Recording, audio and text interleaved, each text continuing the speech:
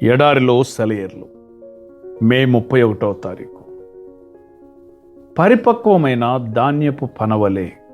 యోబు గ్రంథము 5వ అధ్యాయము 26వ వచనం. ఇది ఒక బైబిల్ తర్జుమా, ఇది స్వేచ్ఛానువాదం.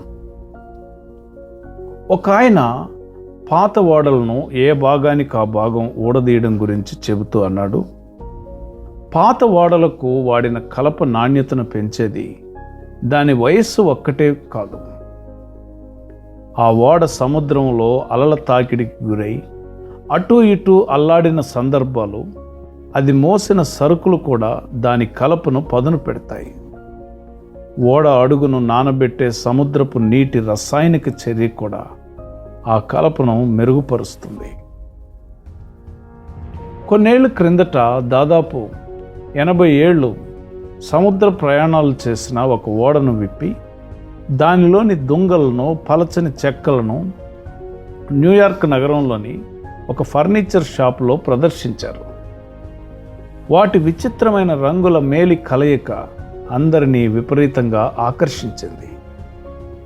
ఎన్నో సంవత్సరాల సముద్ర ప్రయాణం ఆ కలపలోని సూక్ష్మ రంధ్రాలను పూడ్చి దాని వన్నెను ద్విగుణీకృతం చేసింది. చైనా కళాకారుడు తన ప్రతిభనంతా ఉపయోగించి రూపొందించిన పింగాణి పాత్ర కంటే అతి మనోహరమైన, గంభీరమైన రంగులతో అలరారుతున్నది ఆ కలప. ఆ కలపని ఒక అల్మరాగా తయారు చేశారు. ఈనాడు దాన్ని న్యూయార్క్లోని ఓ ప్రఖ్యాతి చెందిన భవనంలోని డ్రాయింగ్ రూమ్లో ఉంచారు. అలాగే తమ ఇష్టానుసారంగా స్వార్థముతో ఇతరులకెవ్వరికీ ఉపయోగం లేని బ్రతుకు గడిపిన వృద్ధులకి, జీవన సాగరాలను దాటుతూ దేవుని సేవలోనూ మనుషులకు సహాయపడడంలోనూ ఎన్నో బరువులను మోసిన వృద్ధులకి వాళ్ళ గుణ లక్షణాల్లో చాలా తేడా ఉంటుంది. సూర్యుడు పశ్చిమ దిశలో కృంగగానే అంధకారం అలుముకోదు. సూర్యబింబం కనిపించకుండా పోయిన తర్వాత దాదాపు గంట వరకు ఆకాశంలో రంగులు ప్రజ్వరిల్లుతూనే ఉంటాయి. అలానే ఒక మనిషి చనిపోతే ఆయన కనుమరుగైన తర్వాత చాలా కాలం వరకు ఆయనకు చెందిన కాంతులు ప్రపంచంలో వెలుగుతూనే ఉంటాయి. అలాంటి మనిషి చనిపోతే ఆయన జ్ఞాపకాలు ఈ లోకాన్ని వదిలి బయటకు వెళ్ళిపోవు.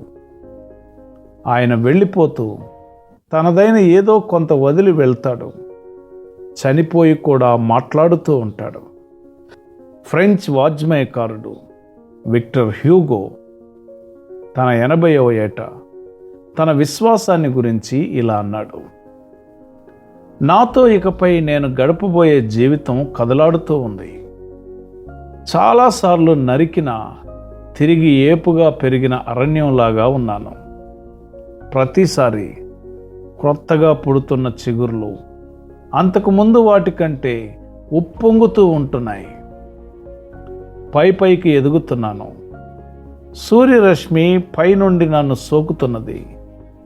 భూమి నాకు పుష్టికరమైన లవణ జలాలను ఇస్తున్నది. కానీ ఆకాశమైతే అనిర్వచనీయమైన కాంతితో నన్ను వెలిగిస్తున్నది. ఆత్మ అంటే కేవలం శరీరంలోని శక్తులకు సంబంధించినదే అంటారు మీరు. అలాగైతే నా శారీరక శక్తులు ఉడిగిపోతున్న కొద్దీ నా ఆత్మ మరిన్ని కొత్త కాంతుల్ని సంతరించుకుంటున్నదేమిటి? నా తలపైన శీతాకాలం వచ్చి పడింది.